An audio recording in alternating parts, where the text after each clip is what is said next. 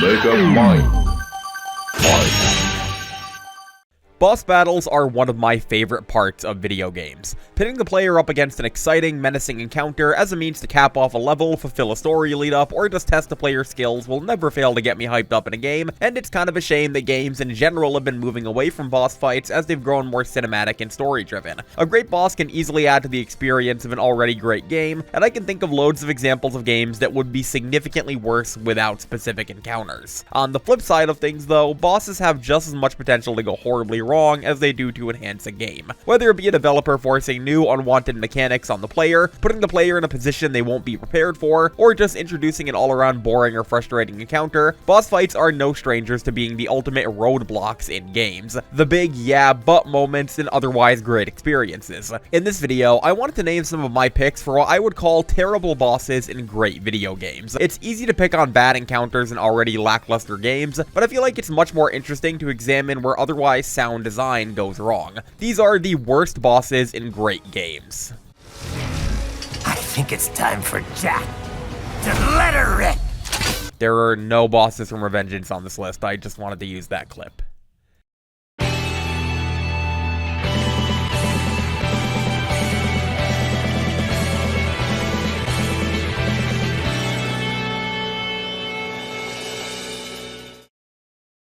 The Kingdom Hearts series is one with a lot of bosses. Between the endless pantheon of heartless and nobodies, original villains and Organization 13 members, to mysterious bonus bosses with massive story significance, it's just a series that loves a good throwdown. Among them all though, some of my favorites have always been the fights against characters and villains from the Disney side of things. These are some of the most iconic baddies in media history, so being able to throw down to them through the filter of a hack and slash character action game is really fun and the kind of thing that only KH could supply. Kingdom Hearts 1 specifically has a high bar for Disney villain boss fights, with the battles against Clayton, Captain Hook, Maleficent, Oogie Boogie, and even Ursula being among the most noteworthy encounters in the game. But then there's Jafar. Now, in the context of Kingdom Hearts 1's story, Jafar is presented as a stoic right-hand man to then main villain Maleficent, and is one of the few villains at this point who is actively seeking the elusive keyhole of his world, rather than just recapping the events of the film that he's from. He's even managed to take control of Genie. When the player finally gets to throw down with him in Agrabah's Cave of Wonders, the stakes are high, and the initial fight is perfectly fine. Jafar floats around, spouting an equal mix of magic attacks and gibberish at the player, while Genie throws intentionally weak and easy to avoid attacks. It's nothing amazing, but not the worst fight in the game either. No, that distinction belongs to the fight that immediately follows it. After his defeat, Jafar uses his final Genie wish to transform himself into An all-powerful Genie!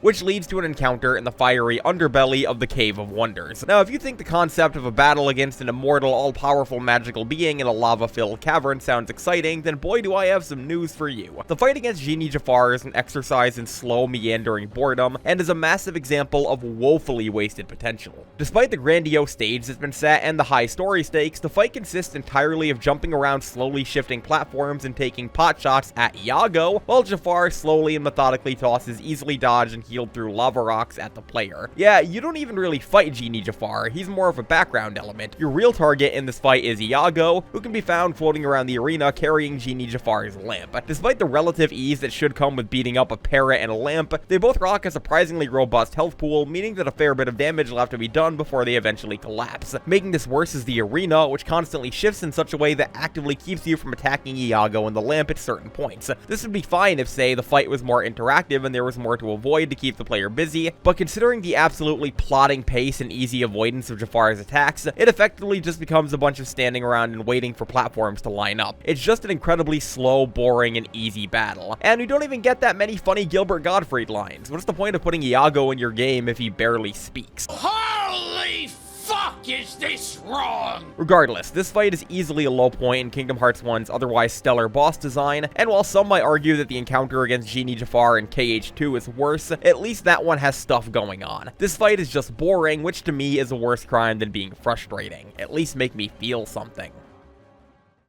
Okay, Jafar, back to your lamp.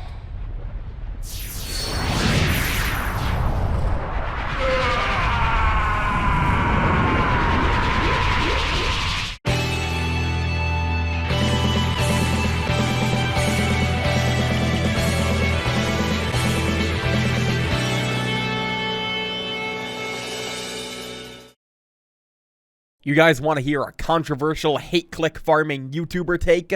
Bloodborne is a very good video game. I know, really swinging for the fences on that one. Regardless, Bloodborne is widely considered to be one of the best games of all time and easily the best offering in FromSoft's Soulsborne lineup. While it's not my personal favorite, I have a hard time arguing against its objective quality. A big part of Bloodborne's glowing reputation, apart from its stellar world building, amazing atmosphere, outstanding music, killer writing, and riveting gameplay, is its consistently high bar for boss fights. Being a Soulsborne game, Bloodborne obviously puts a lot of its focus on fights against large, otherworldly, disgusting beasts, and most of them are amazing. True tests of the player's skills, quick thinking, and resourcefulness. However, there is one boss in Bloodborne that stands out from the rest for the opposite reasons. A boss that bravely stands on its own two legs in defiance of this game's otherwise great boss design and proudly says, "No, I wanna be bad."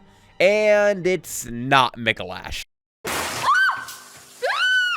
For those not in the know, Mikolash, the host of Nightmare, is often considered to be Bloodborne's worst boss fight, but I honestly kind of like it, at least conceptually, and I think that there's one fight in the game that outmatches it in the battle for ultimate mediocrity. That fight would be the Witches of Hemwick. Say what you will about Mikolash, but at least his fight is interesting and makes you think a bit. The Witches of Hemwick, not like Genie Jafar, are just an incredibly boring and meandering encounter compared to everything else on offer in the game. At a base, the player is fighting against two slow-moving, rarely attacking, incredibly frail eyeball-covered witches in a flat, dank, mostly empty room. Sounds riveting, right? Well, it gets better. In this fight, the player will be targeting one of two invisible witches at all time, who will periodically become visible and reveal their locations. The player has no way of knowing where they'll be, so the fight effectively boils down to running circles around the arena and spamming the lock-on button until you find a witch. Once you do, you'll find that they're barely capable of defending themselves, with their most notable attacks being a short-range explosion and a command grab that are both incredibly easy to avoid. They're capable of summoning ads known as Mad Ones throughout the fight, but these enemies are both incredibly slow-moving, easily killed, as well as entirely skippable if you enter the fight with zero insight. You are literally capable of removing the only challenging thing in this fight at your own discretion. What's also noteworthy is that should the player not kill the second Witch of Hemwick fast enough, she'll revive the first one, which just adds more time to this already meandering encounter. And don't think that finding a witch once will put her down. No, you only get a few hits in before she teleports away and becomes invisible again. At least they're technically optional, but you definitely want to fight them as they guard an extremely important item in the Rune Workshop duel. While they're not frustrating or confusing, the Witches of Hemwick are just boring. In a game full of incredible bosses, a game that fired on all cylinders from the get-go with characters like the Cleric Beast and Father Gascoigne, the Witches of Hemwick stand out as a notably lackluster battle that just serves as a throwaway cap-off to an already not great part of the game. At least Mikolash is funny.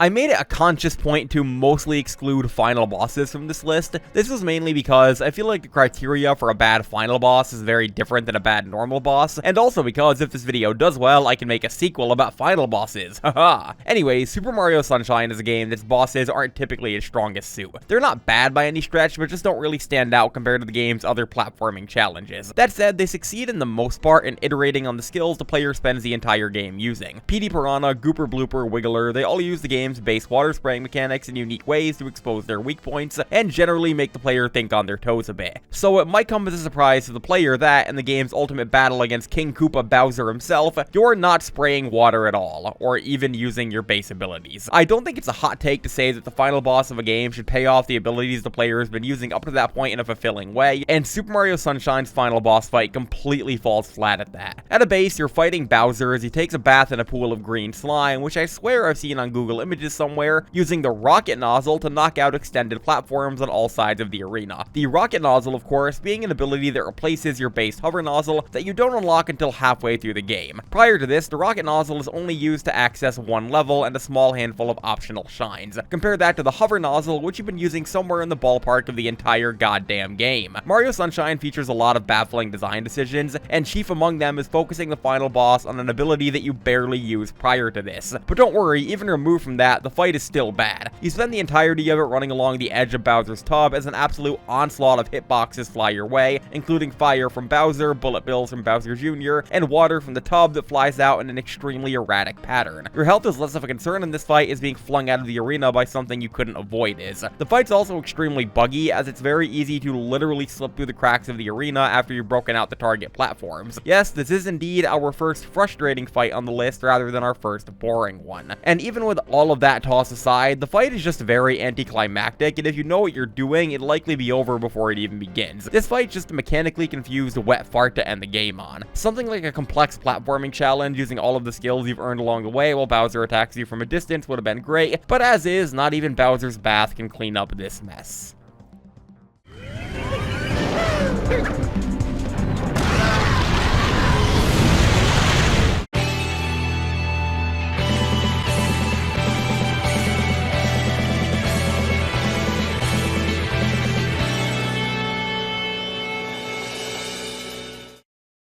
Hey there, I'm Opal Reviews Everything, and it's time for me to do my classic thing. That is, talk about No More Heroes, a series nobody cares about except for me. No More Heroes is effectively a glorified boss rush for its entire 3-game run, Travis Strikes Again notwithstanding, and for the most part, its bosses are very well executed. Enjoyable, stylish throwdowns against a wide cast of interesting, diverse, bloodthirsty assassins. Good stuff all around. The series lives and dies by its bosses, and I'd say that it delivers on them more often than not. No More Heroes 2 features a few stinkers, but I'd say that it doesn't qualify for this list because it isn't good enough as a game. I like No More Heroes 2, I just think that it's the weakest game in the series. So for this video, we'll be talking about arguably the only bad boss in No More Heroes 1. The first game in the series is incredibly laser focused in its intentions and designs, and due to this, generally hits it out of the park with its bosses. Fights like Dr. Peace, Bad Girl, Sir Henry motherfucker himself, all classics. It's not until the player reaches rank 3 that some cracks begin to show. Going into the third ranked fight in No More Heroes, the player and Travis are told that they'll be fighting against a powerful witch with powerful magic, and that they'll be traveling to the abandoned Speed City to do so. One janky bus ride later, and the player is immediately greeted with the threat that they'll be facing, courtesy of the death of Travis's master.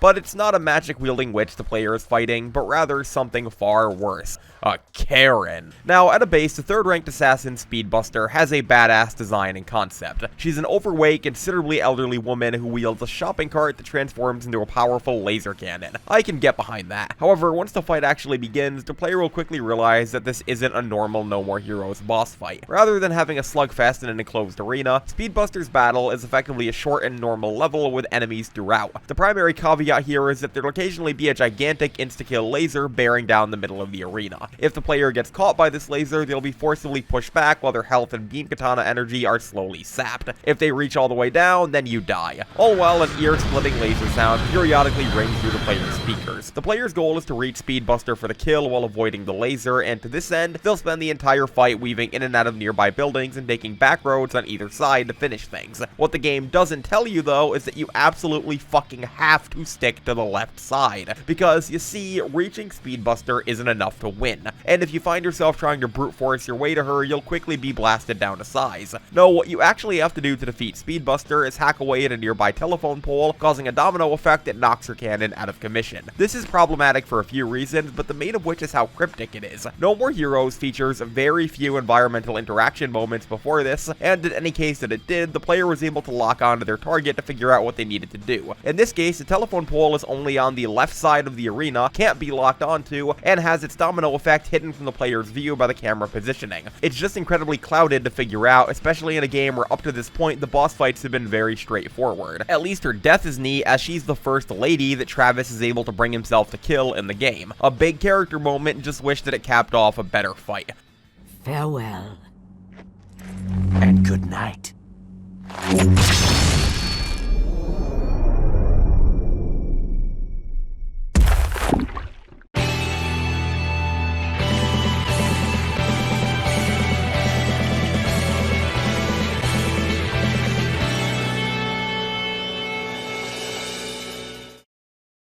Around a decade ago, I remember watching a JonTron video with a very similar concept to this one, and like most things JonTron's ever participated in, it aged terribly. Oh, jeez! This is John Jontron! Hey! It discussed things like the final encounter of Fallout 3 on a list of bad bosses, true 2011 YouTube. That said, there were a few additions to the list that I feel were justified and have stood the test of time nearly 12 years later. Chief among them is a fight from a game that was all the rage in 2011 and inspired change so massive in the gaming industry that we're still seeing its effects today. Super Meat Boy!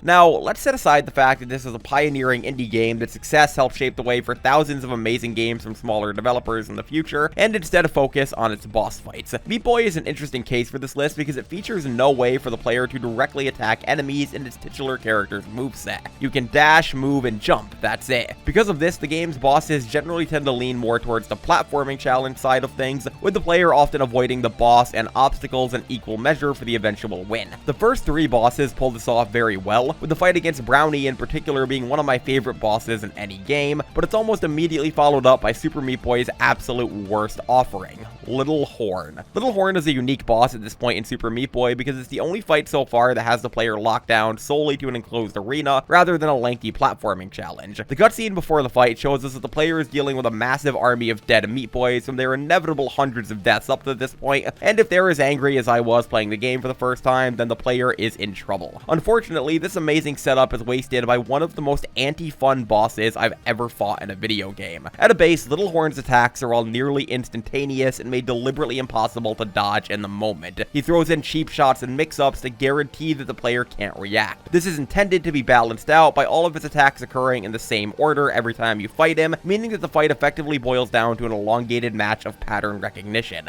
You die, learn what attacks come out when, keep trying, die again, and so on. The problem is that it's just really not fun. We all hear people criticize games for being trial and error, even in cases where that actually isn't what's being played at all, but I don't think I've ever seen another example of developers deliberately designing a boss fight that uses explicit trial and error mechanics. It's just not enjoyable to die over and over again to attacks that are deliberately designed to be unavoidable for the first time player. If there was a bit of wiggle room, say half a second or so, where the player could react or predict what's coming, keeping the pattern recognition intact but adding a degree of potential reactability, it'd be a lot better, but as is, it just comes off as frustrating and borderline unfair. Your only means of beating this fight on a first playthrough are either to look up the order of his attacks beforehand or just have Ultra Instinct. I generally think that Super Meat Boy's boss fights are pretty good and do a great job of giving the player varied challenges using a limited pool of abilities, but I can definitely agree with Jontron on this one. Left, right, head smash. Left, right, left, head smash. Left, right, left, right, head smash.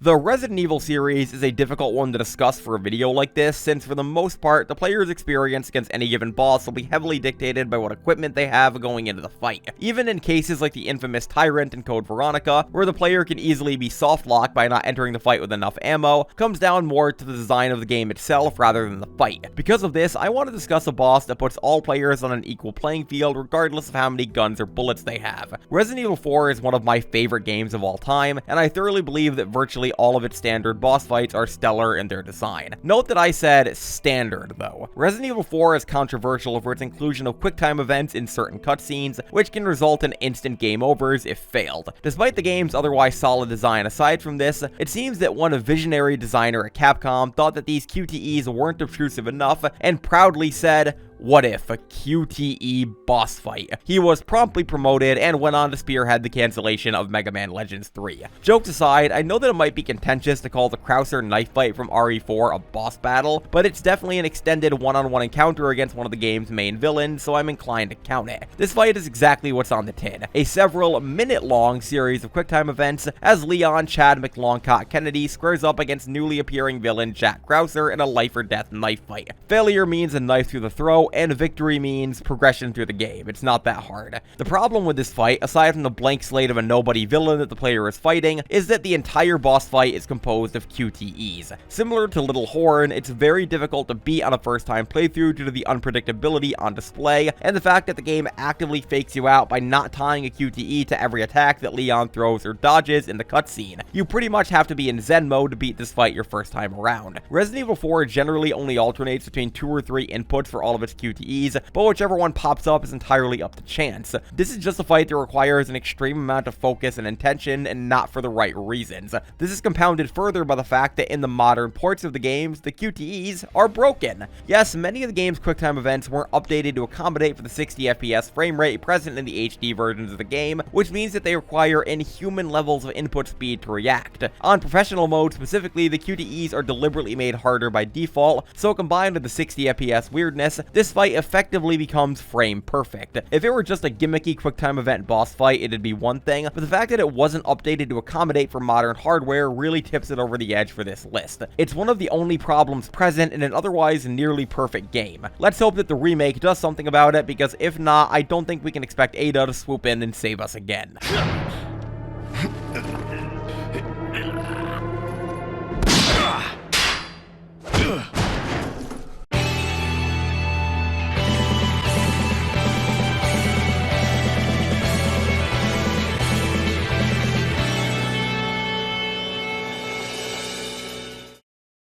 We talked about Super Meat Boy earlier, but I feel like another important indie hit from the later 2000s was Castle Crashers. Despite never being a fan of the website that created it, I was really into Castle Crashers as a kid, and have a lot of fond memories of playing it with my siblings after school back in 2008. The game's particular brand of wacky kinetic multiplayer fun was unlike anything that I'd ever seen at the time, and a lot of that had to do with its bosses. This is a game that knew how to make an impression, and a lot of its bosses had both visual and gameplay designs that were equally striking. Unfortunately, one of them was also an ear of corn. If you had told me that the most infuriating boss fight in a game known for its insane bosses would be a food that you eat on Thanksgiving, I'd have called you crazy, but Castle Crashers definitely managed to deliver an experience here. At a base, the corn boss is a battle against corn that also happens to have one of the largest health values in the game. Because of this, the fight will immediately present itself as a drawn-out slog, made worse by the corn boss's ability to shield itself from damage and its propensity to burrow underground and attack while revealing itself. This latter attack is especially annoying, as the further you get into the fight, the faster the boss gets in doing this, to an extent at which it's virtually impossible to deal any meaningful amount of damage per reveal. Due to its staggering health, defensive capabilities, and generally annoying attacks, the corn boss is just an unfun, annoying slog that sticks out like a sore thumb amongst the game's otherwise solid boss design. Oh yeah, it also loves spamming its annoying as hell hissing voice clip. This is fun. It's also capable of constantly knocking the player down with either its spinning or burrowing attacks, which just adds an extra layer of frustration to what's already a battle that tests your patience. But hey, at least there's a consolation prize. Each hit you land on the corn causes it to drop a piece of popcorn, which heals you for a whopping 1 HP each. Considering the limited heals at the player's disposal in this game and the lack of health the popcorn gives you, it's entirely possible to simply get stalled out as this boss slowly whittles down your resources. And let me tell you, nothing's more fun in a multiplayer beat 'em up as getting stalled out by a boss. Honestly, explaining what makes the corn boss so bad is much easier than most of the other bosses on this list, and can probably be explained by just showing someone a footage of it. You gotta love grains.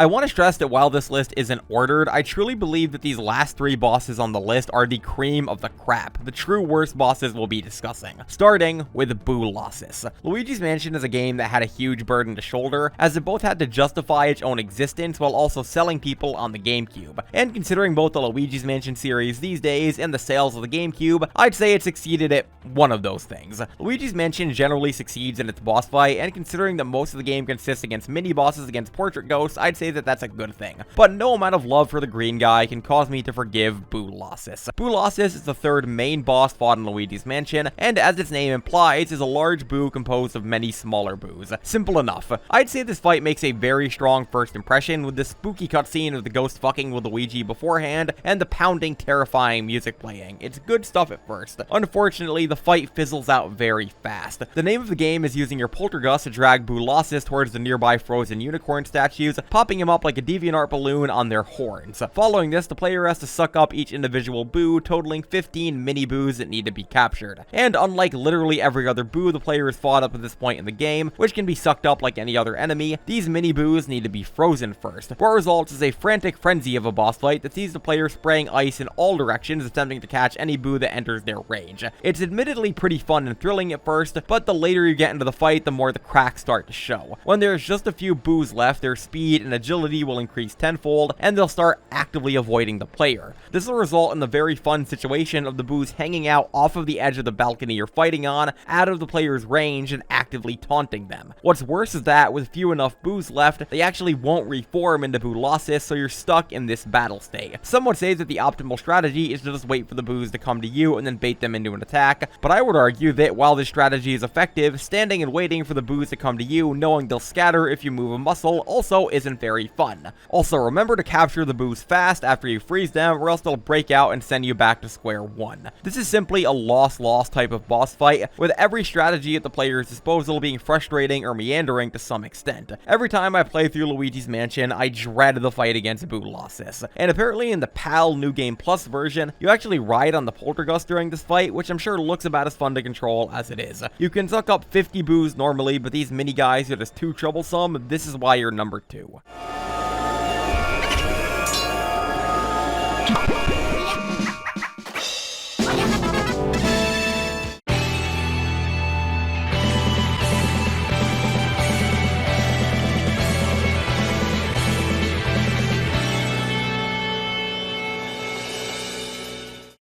The Mega Man series is well known for its varied bosses and equally varied strategies in defeating them. In the series, with at least 8 unlockable weapons per game, you'd think the series would capitalize on how many different means there are to damage each boss. You'd especially think that one of the penultimate battles in the most widely regarded game in the series would do this, but instead, as one of the bosses of Wily Castle in Mega Man 2, we get the Boo Beam Trap. Yes, that's actually its name. Known by a variety of other titles, including the Trap Room and that stupid fucking puzzle boss, the Boo Beam Trap is simply a horribly designed boss in an otherwise very solid Mega Man game. Similarly to other bosses we've discussed on this list, it features a healthy supply of beginner's traps and trial and error combined with a truly awful penalty for losing. This is a boss that's comprised of 5 turrets in a large maze-like room that periodically fire at the player with perfect accuracy. This means that once you enter the boss room, you're effectively on a timer based on how much health you have. To damage the boss, you need to use the Crash Bomber, one of the weapons that you unlock from an earlier boss in the game. The room also features destroyable walls blocking 2 of the boss's turrets, which also have to be destroyed with the Crash Bomber. So if we do some simple math, we can deduce that it takes exactly 7 Crash Bombers to win this fight. And how much ammo does the Crash Bomber hold?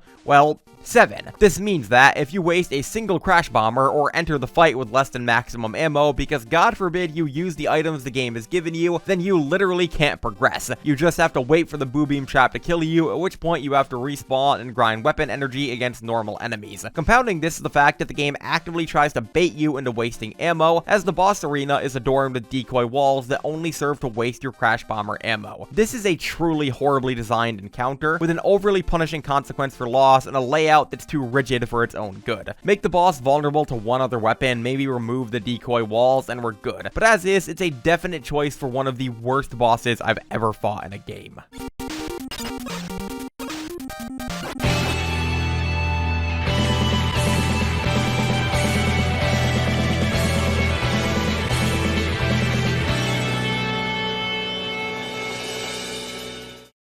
So when I was making this video, I had a clear choice for who the final boss I discussed would be. This list isn't ordered, but the hypothetical number 1 was never in any doubt. We talked about Bloodborne earlier, but some of you guys might have wondered why I didn't talk about a single boss from the Dark Souls series, and that's because we were saving the worst for last. Allow me to introduce you to the Bed of Chaos. Lore-wise, the Bed of Chaos is the mutated form of the Witch of Izalith and her daughters after performing very ill-informed experiments on the First Flame, literally the life-bringer of the world around them. Punished for their transgressions, they were transformed into this woody, rooting abomination and left to suffer in the deepest pits of Lost Izalith. And if you thought that lore was dark, then at least it sets a good tone for the rest of the fight, because this thing is fucking miserable. The Bed of Chaos primarily fights by taking swipes at the players with its gigantic arms, filling the arena with magical flames, and breaking the floor beneath the player's feet in an entirely random and inconsistent manner. This means that before you've even learned what's what, you can fall to your death for simply walking. And if not that, you can be swept into a pit by the boss's gigantic hands, or blasted into one by magic, or just have the floor cave out beneath your feet. It's really all up to the game's discretion. More so than anything else we've discussed, the Bed of Chaos is a fight truly defined by RNG. The combinations of what attacks it uses, which part of the floor break out, etc. This fight is so unfair and inconsistent that the literal first result when looking it up is cheese.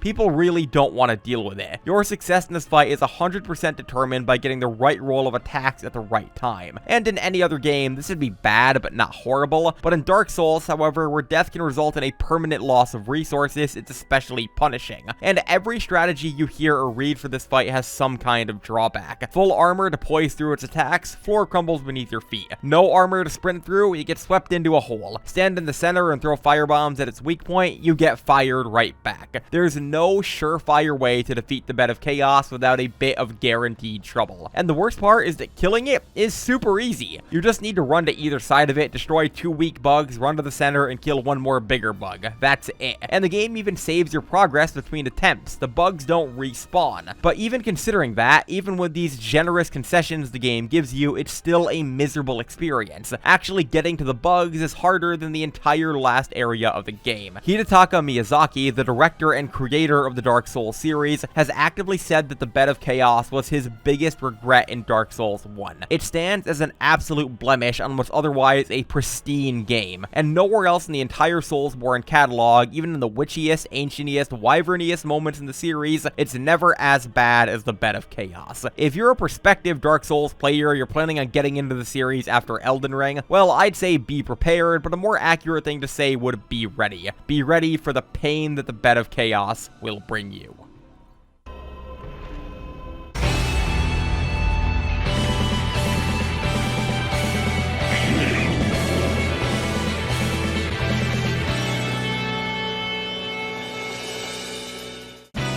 Hey, thanks for watching my first video of 2023. My New Year's resolution is actually to get at least 1 video out a month every month this year, so if you want to see more stuff like this, be sure to subscribe. If not, I totally understand. Hope y'all have a fantastic day before, during, and after watching, and I'll catch y'all later. Thanks and cheers.